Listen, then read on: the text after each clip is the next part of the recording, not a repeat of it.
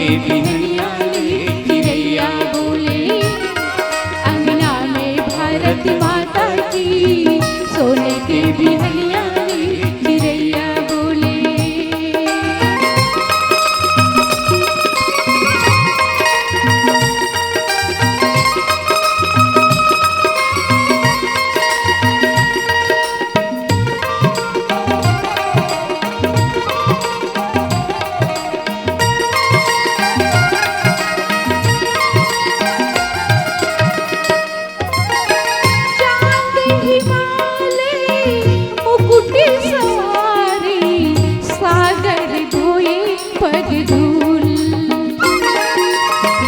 चांद हिमालय मुकुट संवारे, सागर धोए पग धूल।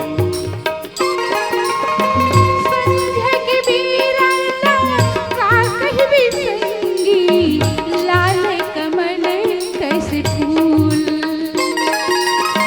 संध्या के बीराना काकहि बिसंगी, लाल कमल कैसे फूल। सोने के बिहनिया चिड़ैया बोले, अंगना में भारत माता की सोने के बिहनिया चिड़ैया बोले।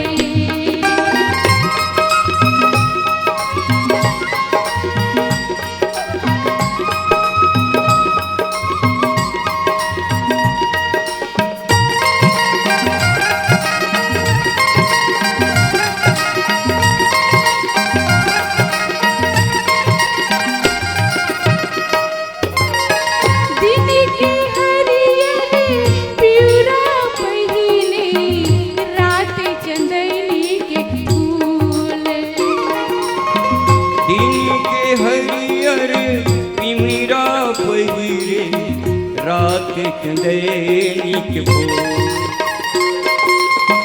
नदिया नरवा झिलिया झरवा, पर्वती मधुबन फूल।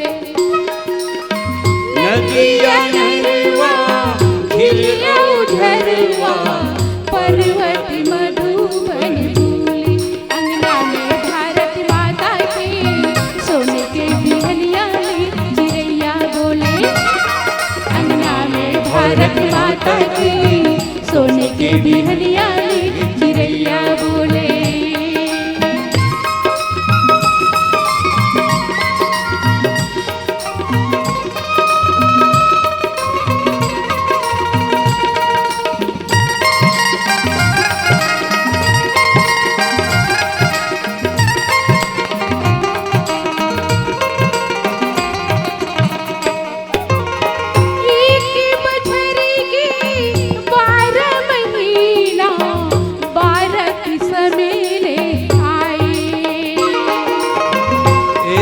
बछरी के 12 महीना 12 किस्म ले आए।